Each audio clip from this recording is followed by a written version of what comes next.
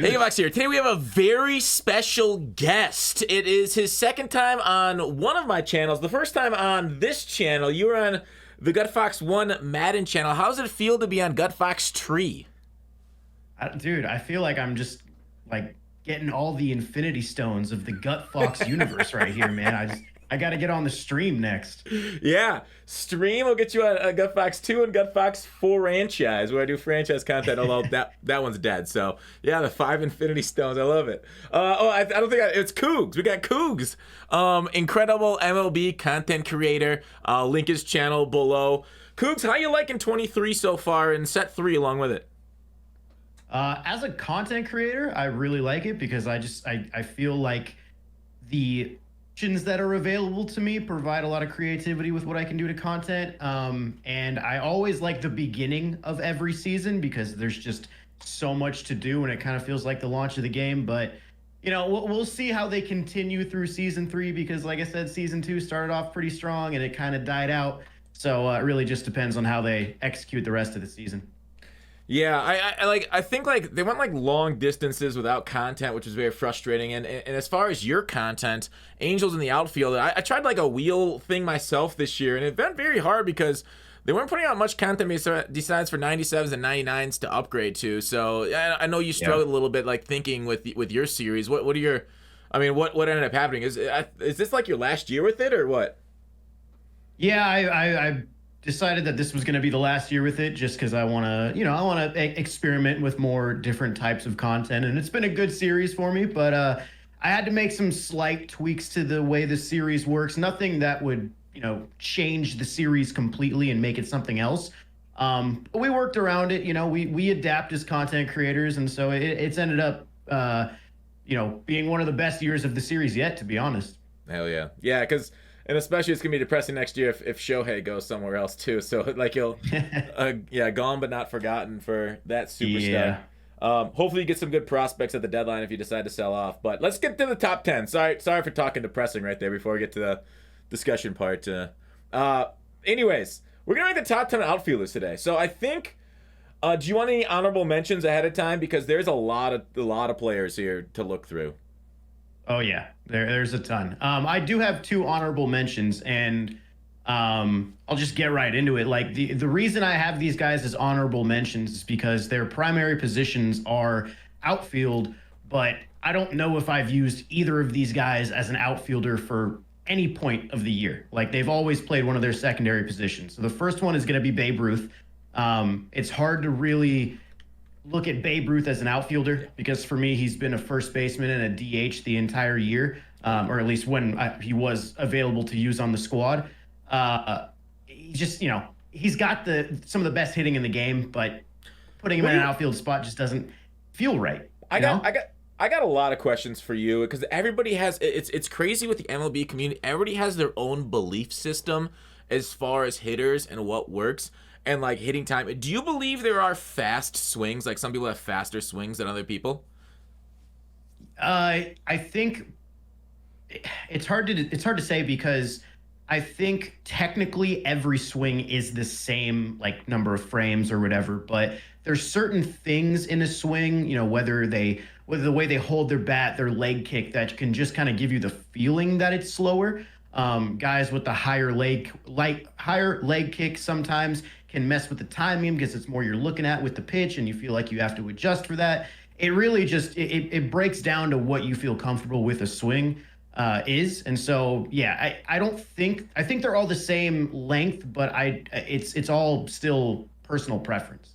Yeah, because I feel like Babe Ruth for 125s across the board, and I know there's like different hitting styles. So like somebody with like 100 contact, 125 power, technically have more power according to the rule book they put out there because they're power hitters. So it's more like less like balanced hitters that are like equal. It's just a whole lot of minutia there. I did some videos on there with Strategy Dude, but like I feel like Babe Ruth, him specifically, I kind of wanted more out of him. I feel like because they didn't make him a pull or extreme pull hitter, which means that the timing window on inside pitches aren't as open as say what he is, a whole field hitter. I was a little disappointed on Ruth. Like, what did you feel like? Did Ruth mash as much as he should have this year? Not at first. Like he was one. Like I chose him first out of that boss pack because everybody was choosing Chipper and I wanted to, make my pick a little bit different. And he looks like you, So I right? ended up, yeah, and of course me with Babe Ruth, there's kind of a connection there. But yeah, no, I picked him and I regretted it instantly because the first maybe 10 games I used him, I was hitting like 100, everything. His swing felt different. The timing felt different. It was really bad. But over time, like I just kind of kept him in my lineup because I personally just felt like it's so hard for me to justify putting a guy that has max contact, max power, max clutch on the bench of my team. Like I just had to leave him in, and I'm happy I did because by the end of season 1, he actually turned out to be one of the best hitters on my squad. So it was an adjustment, but I'm happy I like saw it through. Yeah, and he's like one of my favorite guys and players of all time because like I just liked his style of play, like going out drinking the night before and then going and smacking dongers the next day. I do love Ruth. All right, who's your second honorable mention? Kyle Schwarber, because he's only playing catcher or DH for me. Or, I mean, I guess first, too, because I think he has first base. But Kyle Schwarber is not going anywhere near the outfield kind of for the same reason as Babe Ruth. It's like the bat is electric. He's got one of my favorite swings in the game. But there are so many guys in this game that have better fielding, better speed, better reaction. It just doesn't feel worth it for me to put him out there. So I just never use him out there. So that's why I would have to say he's an honorable mention because I just don't really classify him as an outfielder in this game. That's actually a good point. He didn't make my list either. I didn't really consider him that much because I was thinking of just like players that played outfield. I got a couple guys that like guys like this with 50 speed. It's really pushing the lower boundary. And like what would you say? And do you play in big parks or small parks mostly? Well, I mean, I mostly play at my own custom stadium, and that's kind of shorter to the corners, but pretty deep in center and the gaps. And so no matter where I play, I like to have guys like I like balanced players, and I think you'll see that as we get into the list. Like I really, I value defense and speed just as much as I value hitting on a lot of these guys. So it really doesn't matter where I play for me. Yeah, I think I guess I agree. It doesn't matter. It's always great having good reaction and speed out there, but you can hide some guys that are a little slower in some of these small ballparks that people play at. And I got a couple right on my list that need to be hidden if I don't DH them.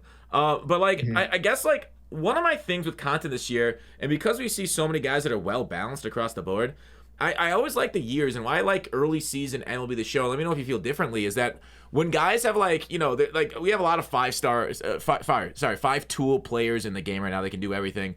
I kind of like when you have to make a sacrifice. Do I want that otherworldly power, or do I want a great fielding team? Do I want speed to run the bases? Do I want like a pitcher that can throw with outlier, and he's wild, or a control artist?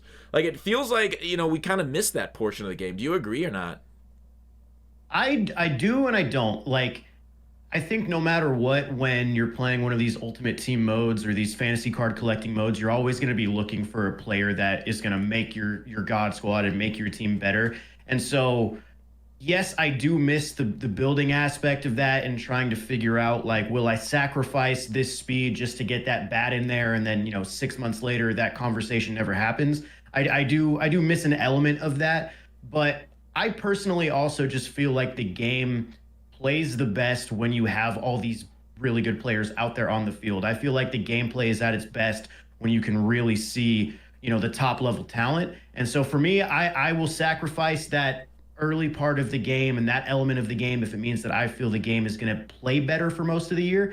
And that's kind of what I think has happened with MLB 23. Gameplay is not perfect, still has its own issues, but I mean, the general consensus I've seen from everybody is like, the gameplay is actually pretty good this year, at least compared to previous MLBs. And so I'll take that trade-off pretty much any day of the week. Yeah, I feel like the biggest issue I have with gameplay is fielding animations, and some of the infield stuff frustrates me quite a bit. But as far as hitting, I think it's been a lot more consistent this year, and that may have to do with the stats being so high. So do you not like? Sorry, I'm getting off topic on the top 10, but I'm very interested in hearing what you had to think about this because it's just fascinating to see.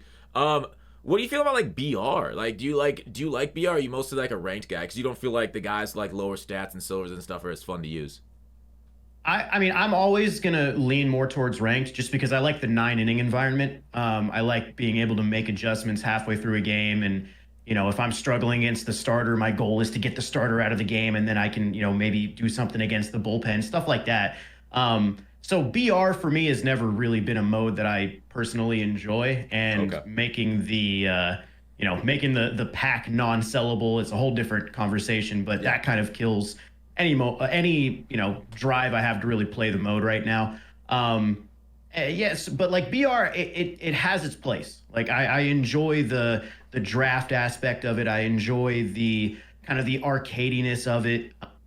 But yeah, if you're talking about what I personally like the best and where I think my bread and butter is, I think it is ranked seasons and just that 9-inning environment. Yeah, that's fair. Let's not get into that conversation right now, because it's been one throughout the community. And so, okay, let's get to number 10 card.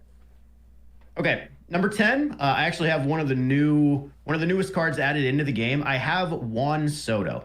So Juan Soto is kind of like a Babe Ruth to me, where you probably want to use him more as a DH, and he actually has better fielding on that card this year. Let me pull him up here in the ranks program, and he's probably a better Juan Soto than we've seen, like when it comes to just pure balance. The thing that I think holds Juan Soto back is just the other options that are available in the game for corner outfield that have better fielding and better speed.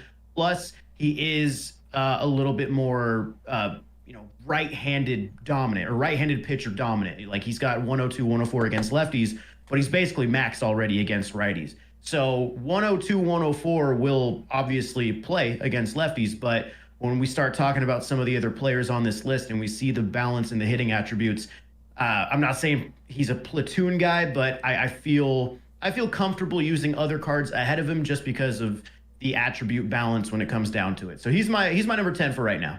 Yeah, and I feel like this game has just gotten insanely lefty dominant.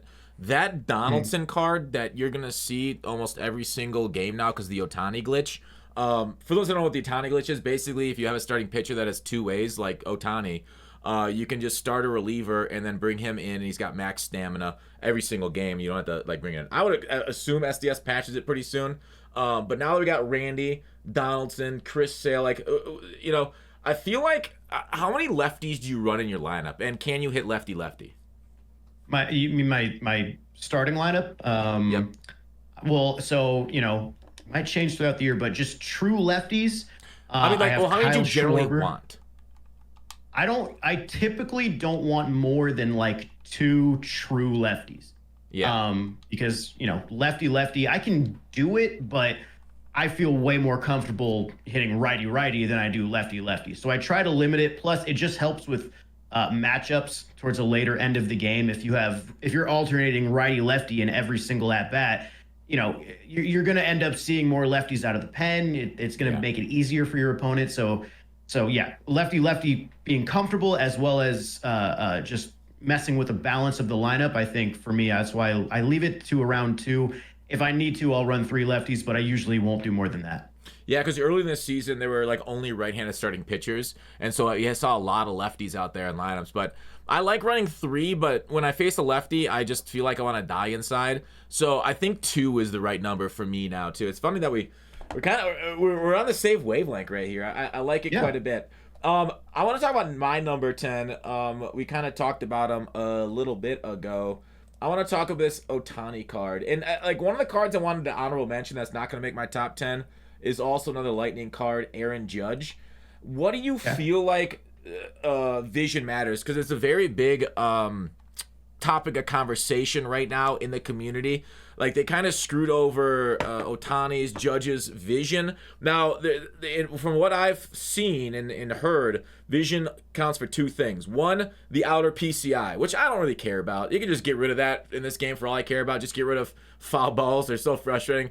I mean, you can't get rid of foul balls. But, outer PCI, whatever. I'm a god gamer. I never miss the PCI ever. And secondly, it affects timing windows, and timing windows are kind of important because you're never going to be framed, you're not going to be frame perfect every single time. So opening up the timing windows of vision, do you believe vision helps timing windows? I do. I mean, it even if you just go to the Diamond Dynasty handbook, it says it helps the batter make contact even better with bad timing on or poor PCI location, resulting in fewer misses and strikeouts. So the higher your vision is, just the more open you're going to be to getting those good timing windows.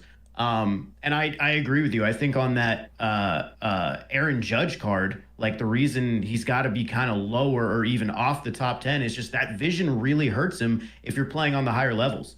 Like no matter who the card is, you can get away with having low vision if you're a good hitter, no matter what. But Yeah. if you're talking about just trying to stay alive and at bats, and you're talking about some of the pitchers that we're facing, like Randy, like that Donaldson card, like these are really good starting pitchers.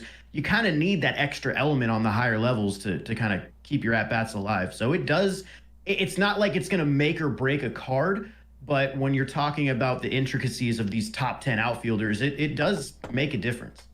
Yeah, and it's why he's lower on my list than normal, because I love his swing. He's got a nice pull swing. He can smack the ball. Every time he's at plate and I got a righty on the mound, I'm fearing for my life. So he makes number 10 because he's well-balanced, but I almost feel I like him better in my starting rotation because of his glitch right now. Do you have Ohtani on your list? I do not, because I just don't classify as an outfielder for me. If I did, it would be on the honorable mentions. Okay, all right, that's fair. And how have you hit with Ohtani this year then? I started off really good with him, like really good. I was like, dude, this guy's gonna be my DH all year. And then it slowly started to trickle away, and then season 2 came out, and there were so many cards that I wanted to use. But I would say overall, he's been really solid for me. I do run him in my starting lineup as of right now, but I could see him, being phased out, especially with other cards that we're gonna get, especially towards this part of the year. Yeah. What do you got at number 9 on your list? So number 9, I actually originally had the Aaron Judge card, but the more I thought about it, I was like, maybe on paper he would be here, but just for me personally, I just don't do well with him. I'm going with the new Home Run Derby Randy Arozarena card, because that card is, if you take a look. Obviously, yes, we're talking about another guy who doesn't have the best corner outfield statistics or attributes. He's got the 73 reactions, 78 fielding. He's not gonna do much for you out in the field. But I mean, 117, 112 contact, basically maxed power, 100 vision, and 120 clutch. Like that's a really good bat. And he doesn't have the problem of being too tall, too short. He's right in the middle. Like I said, just another balanced guy like that. I actually think he's better than the 99 Vlad, who won the Home Run Derby and got the card in the rare round with him. So he's my number 9. Yeah, he's a great one. He was literally the last guy I kicked off my top 10 to talk about Shohei. The only reason he's not there is I feel like 74 speed, 73 reaction is okay. His arm's a little weak too. I feel like it's okay if I'm going to play in the outfield. High-end clutch. Everything that you talked about is there. He's an opposite type hitter, which is a pretty rare hitter. I do believe it says opposite for him. And it's like, it's good. I just prefer the pull swings personally, and so I haven't used this card. I've used Arozarena cards in the past, so I don't know. I guess maybe out of ignorance, I didn't put him in my top 10 because I literally haven't used it because he's kind of new. Give him a shot if you can. If you can pick him up in BR or even pick up his card from one of the packs or the end of the program, whatever. Like I would give him a shot because he's got attributes that really play well. But yeah. You obviously have to keep in mind what you're talking about with the tendencies and stuff too. But he's been solid for me so far. Really? Okay. That's I definitely will. Then I'll take a look at him because I haven't finished the program off. I'm like at 80 something or 80% of the way. All right, my number 9 is your number 10. Actually, I went with Juan Soto there. I'm just gonna echo what you said about his bat being absolutely phenomenal, a right-handed killer. But yeah, having the hole against lefties and with lefties being as dominant, like he'll just die against. Like I might as well just swing blindfolded against Randy Johnson with this guy out there. So number 9 feels about right. Number 10ish for me. All right, who's your number 8 hitter or outfielder? So this one might be. Some people are gonna see this and be like, why is he number 8 when you were just talking about a guy ahead of him? I have the new 99 Max Clark, draft number 3 overall. Yep. The hitting stats are definitely not as good as Randy. Even the clutch is lower, and he's not, the power is not jumping off the page, the contact's not jumping off the page. But like I said at the beginning here, you're going to notice that I really value guys that are more balanced across the board when it comes to fielding, arm strength, speed, reaction, all of that stuff.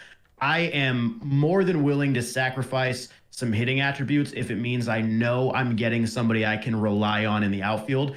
And I think Max Clark, no matter where you put him, corner outfield, center field, he's got the speed, he's got the arm, he's got the fielding and reaction to play there. I'm more than happy with giving up a few hitting attributes if it means I can get that more all-around player. So I have him as my number 8. Yeah, I left him off my list. I didn't hit well with him when I used him, a whole field swing. But he's got attributes. I mean, he can punch the ball out the park pretty well. Except for, I mean, do you? Yeah, I know you play at custom stadiums, but man, I played through that event locked at Seattle, and perfect fly outs to center field. It's why I have to play on these minor league parks. What's that? Yeah, that stadium's tough to play at. In I mean, not only in real life because it's a pitcher friendly park, but in the game, man, the ball just dies there. It's one of the worst places to play. Yeah, I see like the home run derby, like all these like ones regularly coming off the bat at like 112 or something, and like I'm like, wow, I don't know if I've hit a 112 mph hit all year with perfect. Did you know what's your highest exit velo this year? What have you capped out at? With Max Clark or just anywhere? Anywhere. My highest exit velo I know for sure was 117, and I think it was in a BR game. I think it was at Laughing Mountain. Really? Do you think? I think it was Laughing Mountain with Carlos Santana, I believe. That's hot. 117 is insane. Do you think park should not affect exit velo? It should just affect distance of hit. No. Do you think park affects exit velo? I don't know for sure, but I kind of feel like it does because you can just kind of tell when you're in one of those games where the ball is just being hit hard in basically every at bat. When you factor in everything, I think that's how. I honestly feel like that's how SDS kind of helps elevation play a role. It's almost like they secretly kind of buff exit velo to make it seem like it's being hit better than it really is. I don't know. It's just kind of that kind of adds up. How to describe it. That makes a little bit of sense versus like the molecules in the air and doing them just change the exit velo. That'd be so much simpler in my mind. Now that you said that. Like how do you program elevation? Like it doesn't. It's weird to me. So maybe I'm just talking crazy, but that it kind of makes sense to me. Yeah, I have no idea about programming whatsoever. Ignorance is bliss for me there. So yeah, I don't know. I'm sure somebody smart in the comment section let us know. But otherwise, yeah, it's just it would be easier just to do exit velos. You're right, 100%. All right, my number 8 is another guy that's like I almost felt like not putting him on my list because he's basically a Juan Soto with another name. Love his swing, Jock Peterson. He, I have not used this card either, but I know how Jock works overall. So like these cards like that just came out. Some of this is a little ignorance. Maybe I could have waited, but whenever you get a shot to hang out with Koogs, you take it. And so, I don't know. I think just the way this big cock Jock, not the 97 Jock. Where the heck is the the home run derby 99? I can't find it on my list right now. Wait, what position is he? He's center. Oh, he went to center field. Okay, thank you. I was looking at left field. And so, like, I know the way he swings the bat. His cards have always swung well. He's got over 100 contacts, 125 power, maxed out, decent vision, top clutch. The speed is a little bit low, but reaction at 80 helps out a bit. So if you're going to play him a corner outfield spot, that will probably actually go down to 70s in a corner outfield, won't it? It'll be 79, but you get him parallel 1. Are you talking reaction or fielding? Reaction. Oh, yeah. No, reaction will go down to 76. Yeah, that's too bad. But overall, like, this guy's just a walking home run, and that's why he's number 8. Yeah, no, I think that's a totally fair pick. I didn't include him on my list just because I haven't used him yet, and I'm curious to see what he plays like in ranked seasons. I mean, he's got the clutch, he's got the power, like you said, he's got the fielding that'll be pretty good for a corner outfield spot. I don't know if I'd play him in center with only 62 speed, but the reaction, like you said, does help there. It's definitely a good pick. I could definitely see him, after using him, I could definitely see him as a guy that could take off like a Juan Soto or even a Max Clark from my list. So just haven't used them yet, so I can't really say. Yeah, and like, how much do you factor quirks into your decision on cards? Like, he's got bad ball hitter quirk, dead red, that kind of thing. Yeah, I mean, I look at quirks, but I don't really base everything on quirks. Like I know some people will have cards that will live and die on quirks, and when you're on, let's say, Legend, yeah, those they absolutely do make a difference because the game is already unforgiving as it is. Any way you can get a little bit of an advantage on a higher difficulty like that, you're gonna want it. But a lot of these things sometimes are just like they're situational. Like performs better when playing at home. Well, you can't really control that. Controls, Yeah. like a day game. Sure, you can choose to play in the day, but if you're the road team, your opponent might have chosen a night game. So it's only certain quirks that really make that much of a difference to me. But they're worth looking at. Absolutely. Yeah, because the issue with quirks is not a lot of people know this. If the quirk isn't active, like he's got dead red. If they throw a curveball, it's actually a slight negative. So like dead red, I think brings +5 to contact and presumably power. But if it's a curveball, it's actually like -2. So it's a video I did on my channel, Strategy Dude, where he looked at PCI sizes based off quirks. So dead red is, so like they kind of benefit you, but they also, like I said, homebody, like Koogs said, it takes away -1 contact on the road. So in the end, those kind of like, they equalize out sometimes. But yeah. Who's your number 7? Number 7, I have Corbin Carroll, the 99 overall All-Star card. Okay. Yeah. All right. He's a little bit lower on your list than mine. Why is he 7? Yeah. Well, I'll tell you'll see why he's a little lower when we start talking about some of the other guys, because, when we're talking about like 1 through 5, it's really like splitting hairs when it comes to the guys that I think are above and beyond. But so I'll start with the negatives on Corbin Carroll first. It's just the arm strength for me. The arm strength being at 81. There so many guys you're going to match up against in this game have 90 to 95 speed, and just have these God Squad type players. Those extra 10 to 15 arm strength points on a lot of these good outfielders really do make a difference. That could make the difference in a one-run ball game, and could lead to a win or a loss. So that's the kind of the only real negative I have. Plus the power being at 95 against lefties. Okay. Obviously, lefty is going to be tough. So when you kind of have that, lower power on that side, it's going to not jump off the page at me. But I did use him in BR, did pretty well with him. Granted, BR is on All-Star, so you can pretty much be good with a lot of players on All-Star. Overall, though, Corbin Carroll's cards have never really been like the type of like. He's never been the guy that I go out of my way to get. Like when he had his Future Stars card earlier, I used it, tried it out, thought he was really good, but I'm like, I don't really see him starting over some of the other guys I have. So I have him at around 7, could definitely jump up or go down the more I use him, especially on Hall of Fame. But for right now, I think 7's the spot for me. Do you agree with me? I feel like this game plays best on Hall of Fame. Yes, absolutely. Well, I mean, for a general sense, yes, I think it plays the best on Hall of Fame. Yeah, I agree. It's more balanced between pitching and hitting, although, some psychos will destroy Hall of Fame just like they destroy Legend pitching regardless. But yeah, I feel like Hall of Fame is like, because on All-Star, you don't really have to lock in very much.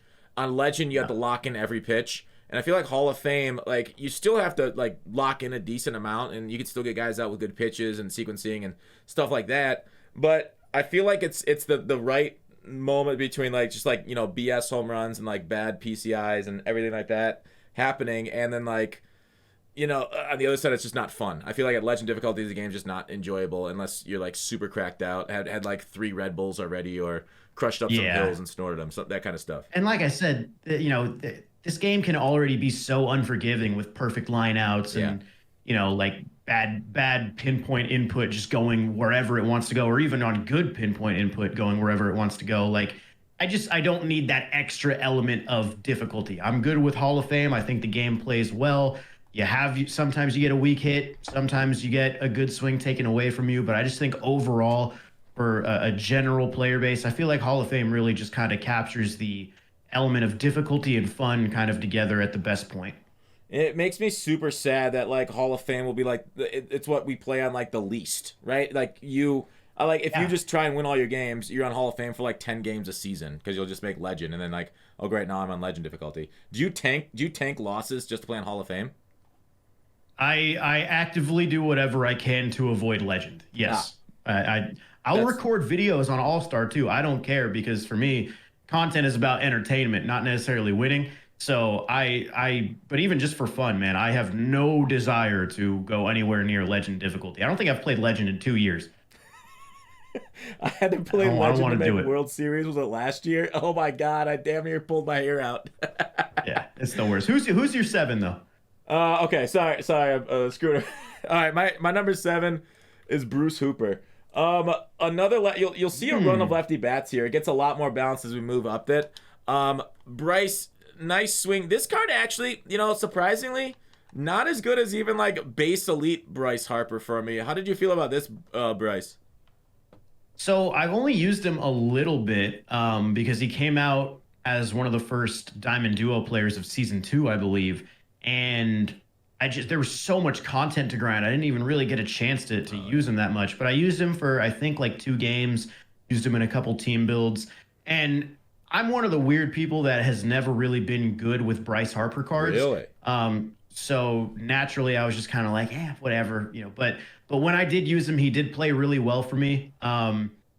He's a very, very good power bat, and he does more. Like he's got that 77 fielding. He can play well in the corner outfield. You could put him at first base on this card, which is awesome. But yeah, no, he was good for me. Just nothing that I felt like I needed to really explore further, I guess, is the best way I can put it. Yeah, that's a fair way of putting it. Like I got a special attachment to Bryce Harper because he's the guy that helped me beat Magunski in our 9-inning Legend game. So Bryce Harper hit 3 home runs for me. So it was he'll forever be in my heart for that reason. All right. Please never let Gunsky hear the end of that, by the way. He's Please not, take that dude. to the grave. I've never. He's gonna provide all sorts of excuses if he ever hears that. But I beat him 9 innings on Legend difficulty, and it's probably the peak moment of my MLB gaming life. Yeah. Number 6 for you. Number 6 for me. Okay, he is a season or a set 1 card, so you won't see too much of him now, especially with the options for wild card. But I've got to go with my guy 99 Mike Trout. I have to keep him in this top 10 list because this is more of like a personal preference more than really comparing attributes side by side. Because if you look at some other outfielders in the game, considering what Trout's clutch is on this card and considering what his vision is and his stealing, not that stealing really matters, and even the reaction, he attribute wise, there are cards that are stronger than him. But Mike Trout, I don't know what it is. They changed his swing in MLB 20, and he instantly just had one of the best swings in the entire game. And I think it's still one of the best swings in the game. I feel like there's a reason you see a lot of people using his swing on their ball players when they actually use a cap in this game. His swing is so smooth. His 6'2" is like the perfect height for a hitter. He's got balanced contact, good power. He's solid in the outfield. This is not the best Mike Trout we've ever seen by any means, but for me, he is absolutely still a top 10 outfielder. You can see I have him, borderline top 5, just outside for me. He just plays way too well for me to not keep him high on the list. I want to echo your comments exactly. I love Trout, love his swing. He's one of the righties. Like I'm much better with lefties against righties, but he's one of the righties that I'm down with. He got that extreme pull swing, and you're right when they upped his swing. Did you say it was 20? Yeah. Yeah, it was. Yeah, I agree. I'm not gonna add anything because Koogs nailed it there. He didn't make my top 10 only because I didn't really use or put set 1 guys in my top 10. Otherwise, Trout, he's got that dog in him. They took an X-ray of it. It's just dogs. And so, yeah, agreed. My number 6, and you're right. We're kind of getting into that psycho territory of all these cards are super good. My number 6 is Hank Aaron. Ooh. Yeah, he's an opposite field hitter. I didn't use him. Didn't do the collection. Got to give him the respect based off the stats. So yeah, small sample size. I like him. He hits bombs. Also one thing about Trout is Trout's got reverse splits, which has always helped him. He's always hit better against righties too than lefties. So you got the platoon advantage and the attribute advantage for you.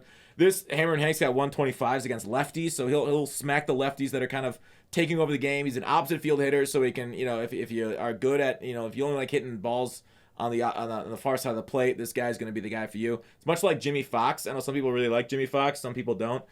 Jimmy Fox, opposite field hitter, and I think he's like plenty fast for the outfield. 76 speed. He's not as good as the guys that got above that as right there, but I think he's defendable there in the corners. Yeah, no, I won't say too much because I will be talking about him a little bit later. But I hear what you're saying, and yeah, Hank is still one of those dudes. Like I said, I'll hold off on what I have to say about the rest of my thoughts there. Teaser, I love it. Yeah. Okay. Your number 5. My number 5, I have another one of the new draft cards. I have 99 Dylan Crew.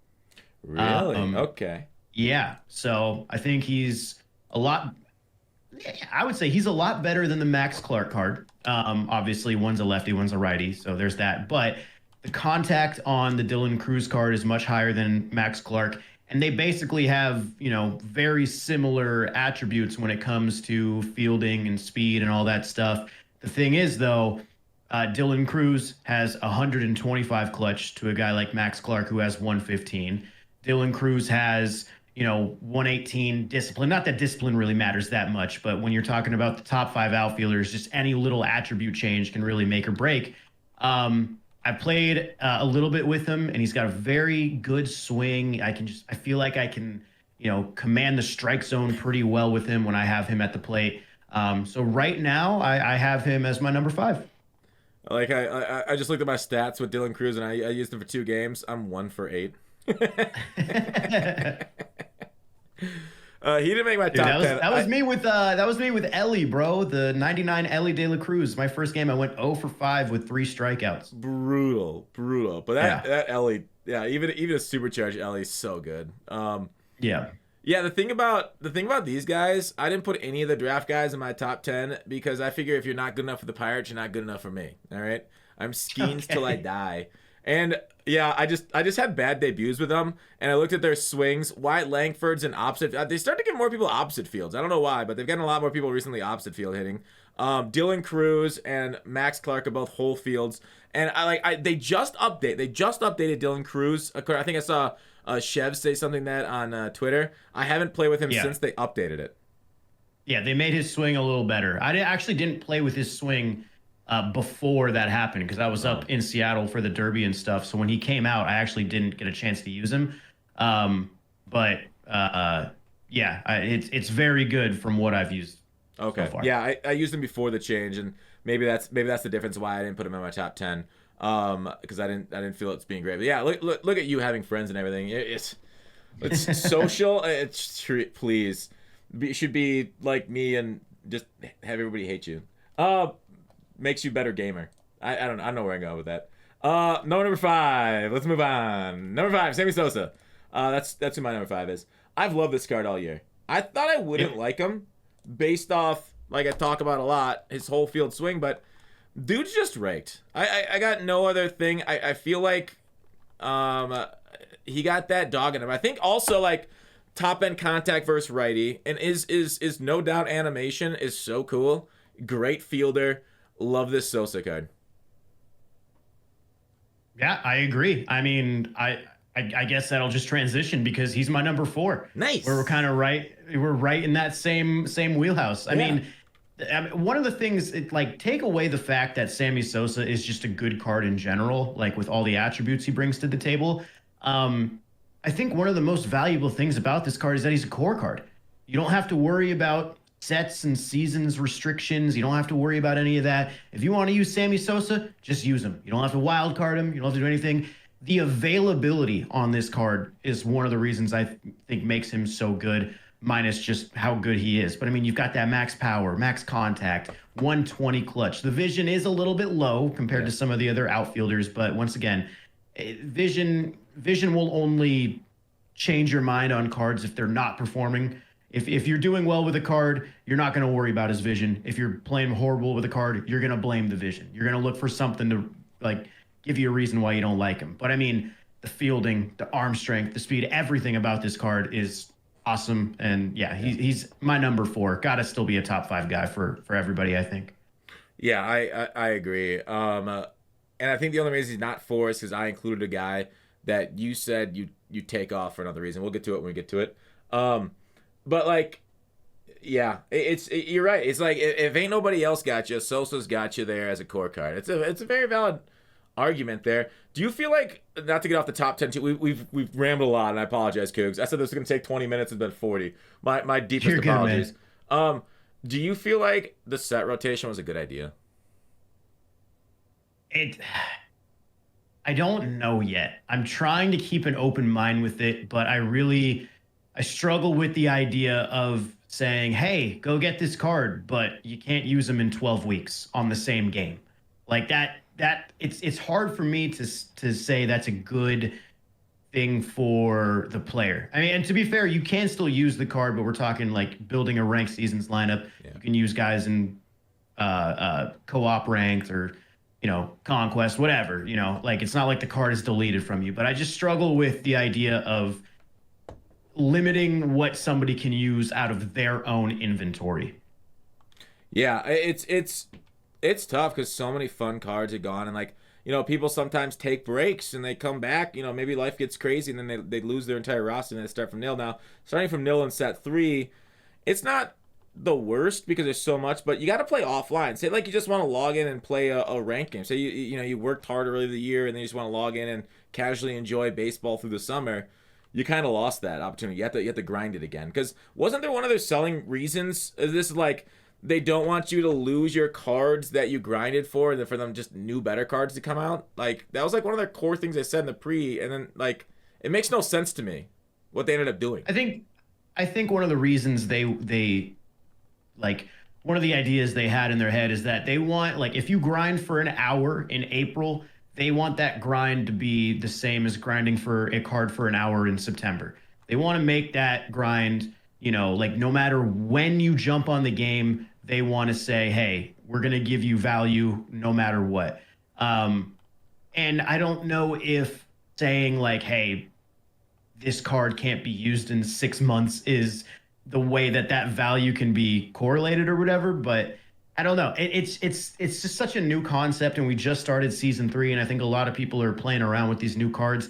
Maybe when season 4 comes out, people will start to get really frustrated with it, but they did already say that I think set 6 will just be anything goes. So I don't know. It's still weird. It's still the first year of this. We just got into season 3. It's still, like I said, I'm trying to keep an open mind, but I'm being cautious with it. Yeah, so set 3 will be the last set to ever rotate out.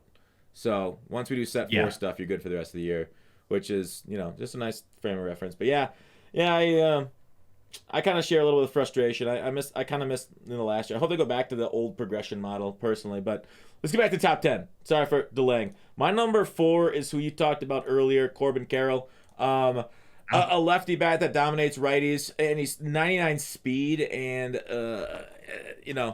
it's basically a perfect outfielder minus the arm, like you said. But again, I really haven't used this Corbin card, so I'm kind of going off what his stats say, and maybe I'm wrong to have him so high because you made some pretty good points for ranking him a little bit lower. So maybe I'll revisit this when I've used him, and I'll go and rethink the Corbin Carroll love. It's not even about that. The thing about this, when we're talking about these top 5 outfielders, it's all just personal preference. Like, yeah, a lot of these guys are going to have good hitting attributes, good fielding attributes, good speed, whatever. At the end of the day, the reason all these guys are so high overall is to give you the opportunity to use the cards you want to use. So if you like Corbin Carroll, just keep him there, man. Don't worry about what I think. Just if you like that card, rock with him, man. I love that part about this game. It is a nice part to kind of like use whatever cards you want and use a variety of them. And I hope they go like further with theme teams next year, so that way I can use an all pirate squad and have guys that like boost up to Corbin Carroll levels or boost up to similar to meta levels. And I think that's what they kind of tried to do, but it's been a little bit of a rough first year, I'd say. Yeah, and they can only go up from here, or I mean, hopefully. I don't know. Famous last words. Yeah, ominous. All right, who's your number three? Number three. Okay, this one's interesting because this is a guy that could very easily be number two, if not even number one. The problem is I just simply haven't used him yet, and I don't want to, you know, I don't want to go overboard until I get a good amount of ABs with him. But I have 99 Ronald Acuna Jr. Wow, One of the you know what's three so new funny? collection rewards. When you did What? that, I literally copied it from my list. We both have Ronald Acuna at number three.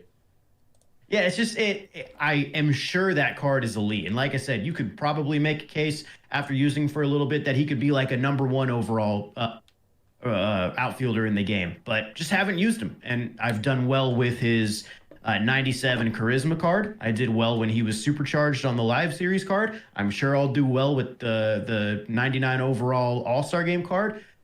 I just can't put him at higher than three because of the two guys I have ahead of him and how well those two guys have done for me. Yeah, I will agree with you. And the thing is, like, they generally don't change swings that often without like the community talking about it. And I haven't heard anybody say to change his swing. So I think he's just gonna continue to be the Ronald Acuna that we all know he is with his good pull swing. And I think he's gonna do quite well for us. A 5-tool superstar out there. 100% agree. Cannon for an arm and top three easy. If you got him, he's gonna be in your outfield. Yep, absolutely. These Agreed. are like starting outfield level cards. Now, my number two is going to be a little controversial. I want to hear your number two first, though. Okay, well, my number two, I said I would talk about him a little bit more. Hammer and Hank. Ooh. Hammer and Hank Aaron is my number two outfielder. He was my first pick of the collection pack in season two. I mean, not even talking about the attributes, just I think beautiful card art. I think it's great. So I love looking at it, but he actually was one of my most underrated cards back in MLB 22. He had a Legend of the Franchise card that was available in Team Affinity. The one thing I do wish that this card had that one did is he actually had second base as a secondary position on that card. So, just adding that element of versatility will always help. So it's a little disappointing it wasn't on this one, but yeah, the hitting on this card is just so good for me. 125 clutch, just great contact, great power. I have an OPS with him around 2,000. Whoa. He's just been unbelievable for me. Whoa. Yeah, he's been different, man. I don't know how to describe it. But yeah, no, everything about this card, I love him. Like you said, the speed plays well, no matter if you put him in left, center, or right, he can do it all. Just been one of my favorite cards. He was one of my favorite cards in season 2 and is already, he's staying in my lineup. He's probably not going anywhere anytime soon. Yeah, I mean, with those attributes, unless he's rotated out, you really won't want to take him out. And, that's interesting because, I've used them in BR quite a bit. I took Johnson, of course, because best player in the game, in my opinion, that pitcher, Johnson, when he came out. But Hammer and Hank, huh? Maybe I'll have to do some set 2 action now that's super cheap. And I got some grinding to do there and on Team Affinity for 3. But interesting, you fit 2,000 OPS with him. Maybe I should change my mind on because I looked at an opposite fielded swing and I'm like, I'm okay with those. But you also you're a big proponent of Jimmy Fox too, right? I think I saw you on Twitter talk about him last year. Yeah, I like Jimmy Fox at catcher a lot. I like his stance. I just play well with it. I don't know. Yeah, maybe that's I'm always looking I just want to hit dongers and maybe you're more patient and better because you play at Legend, you do well or whatever. Even though we both try to avoid it, maybe it's just the way each of us swings, and maybe that's it. I'm looking to always pull the ball. You're more. Do you feel like you're more balanced approach at the plate? Yeah, I mean, I'm always sitting inside, no matter what, because if you get beat inside in this game, you're not gonna do well. So I'm always looking to pull the ball if it's on the inside part of the plate. Or I think the reason I do well with guys like Hank and guys like Jimmy Fox is I feel like I'm pretty good at timing up an outside breaking pitch, which is what I think a lot of people struggle with. That's a pitch that always works well for me, like a slider outside righty. I get a lot of ground balls to third base of people, pulling it over to that left side of the infield. Yeah. But for me as a hitter, I feel like one of my strengths is being able to wait back on that pitch, recognize the break pretty easily, and take it the other way, which is why a guy like Hammer and Hank, or like you said, Jimmy Fox, probably just works so well for me. That's really interesting. Yeah, I mean, like, remind me if we ever match up, not to throw you a curveball. All right. But I need to hear your two because you said this would be controversial. Okay. Maybe you won't, but I put Jose Ramirez here. Do you think this is legit? Because I mean, there's so many third basemen in this game that are incredible. I use Chipper as my wild card. I don't know if anybody comes close to Chipper. Obviously, like you like Trout. Ruth's pretty good too. But this Jose Ramirez card, he is one of the rare switch hitters. He's right there with Alberto Mondesi. As I'm not sure of many other switch hitters that are actually pull hitters. Now they're pull left side, their whole field right side. But like they just have that like, you know, ability to get around on the ball. Ability like this Jose Ramirez card last year, like his what card was that last year? Like, his end of year card was like by far the best turn in the game. Everything that his bat touched went out of the park. It was psycho. So I think it was a finest card. I don't even know. Yeah, I think it was a finest. But like, dude, 84 speed, 88 reaction. Now it's gonna take some knocks going into left field. That's gonna be knocked down a little bit on reaction, a little bit on fielding. Arm isn't great, so he's not like a Koog 5 tool. But the bat I had to put up. Maybe he's better at second base. Maybe you want to put him there as the number one second baseman in the game. I could see that, but I had to put him on my outfielder list because I just love this card. And I don't know. What are your feelings on Jose Ramirez? I love any Jose Ramirez card, but I've never really found myself putting him in the outfield. So I'm with you. Like I think it's controversial for that reason. Yeah. But I don't hate the pick because he is so good. And like you said, there are so many guys that can play third base, whether it's a primary or a secondary or, you know, whatever. But even plugging a guy from third base to DH and putting J-Ram over there, whatever you got to do to get that guy in your lineup, I think you have to do it. Like, you know, I love the David Wright card from season 2, but I'm pretty sure when I ultimately unlock J-Ram, he's probably going to be taking the spot of David Wright. And, you know, he's just one of those guys. He's like a Joey Gallo type of dude. He's a Mike Trout type of dude. Guys just that play well in MLB The Show. He's one of those guys, and this card has the attributes to back it up. So I don't hate the pick. Like I said, I don't classify him as an outfielder, but when you break it down, he does have that secondary. He can play there. I do worry about the arm strength a little bit at 75. Yeah. But overall, man, just such a good card overall. Just play him in Fenway. Yeah, there you go. Yeah. All right. Number one on your list. I feel like we have the same number one, but I wanna hear you say it. Yeah. I think we both know who the number one is. It's got to be the Commerce Comet. It's got to be Mickey Mantle. Oh yeah. Switch hitting bat, just insane attributes, and it was actually pretty funny because the first maybe 50 at bats I had with him were horrendous. Like I don't know what happened, but I just could not hit with this Commerce Comet card. And then I just had one game where I was like, oh, I went 2 for 4 with a couple doubles. And that must have sent something into the code of the game to spark something because ever since then, he's been just an unbelievable hitter for me. Like, you know, my second favorite card out of the entirety of season 2. I'm hitting 428, 1600 OPS, 42 home runs. I mean, over half of my hits with him are home runs. Like, he's just unbelievable. Like, and, you know, having that guy at the start of season 2 was a great way to get things going. And I would be shocked if you don't see this guy as a wild card for a lot of teams going forward, like after season 3. Yeah, it's gonna be hard to decide between him and Chipper since Chipper's a psycho too. Yeah, I'm hitting pretty similar with him. I mine got inflated a little bit due to the moonshot recently. But I'm at 462 because of the moonshot now. So yeah, just an absolute fearsome individual, dominates both righties and lefties on the mound.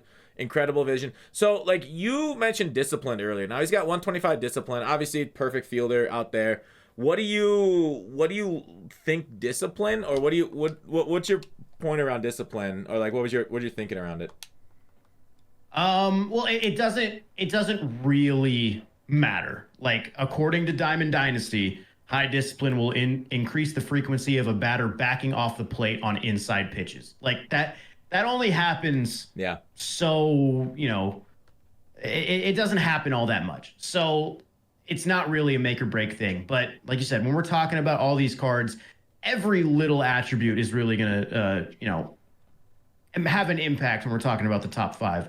So yeah, I just don't see how anybody can beat out Mickey Mantle right now. Yeah. There's obviously, other guys in this game that either have a lower, kind of like a weaker 99 that will get a better one over time, or there's guys that have their best 99 that just aren't as good as Mickey Mantle, but he's just simply one of the best cards in the game. Like that's all comes down to.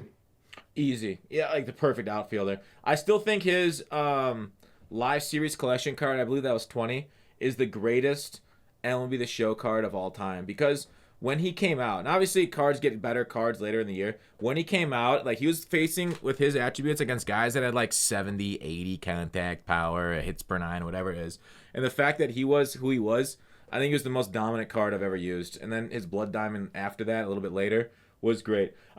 Before we answer that, I want to swing back to Vision and Discipline. I was really surprised they took off check swings on Discipline and added it to Vision. That was the craziest thing to me.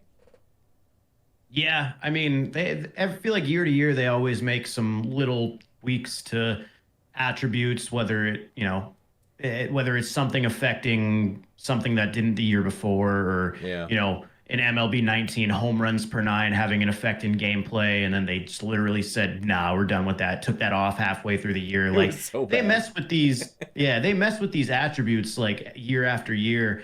And I think this year is probably the biggest with clutch being as important as it is. Yeah. It almost kind of feels like a crutch for a lot of cards this year when it comes to hitting. So, I'm sure they'll make some tweaks, and I haven't really noticed too much of a difference when it comes to check swings, if I'm being honest. I typically, like, Vision is not the first thing that I look at, and like I said, I don't think it's going to make or break the card for you. At the end of the day, really what it comes down to is, do I like the contact and power? Do I like the clutch? Do I like their swing? And, if they're a balanced guy in the outfield, they're probably going to get a spot in my lineup. That's just where my team building comes from. Yeah, and it obviously is great. I love your list. Let me know in the comments who you guys whose list you like better. I'm voting for Koogs. I love it. I love it. Koogs, appreciate you coming on. It was a blast, man, hearing your knowledge. Just an absolute wealth. Again, linked in the description. Koogs, any final words? No, man, I'm good. I'm ready to get on the next Gutfoxx installment of MLB The Show content. Let's go. I love it. All right, Koogs, take it easy, bud. See you, man.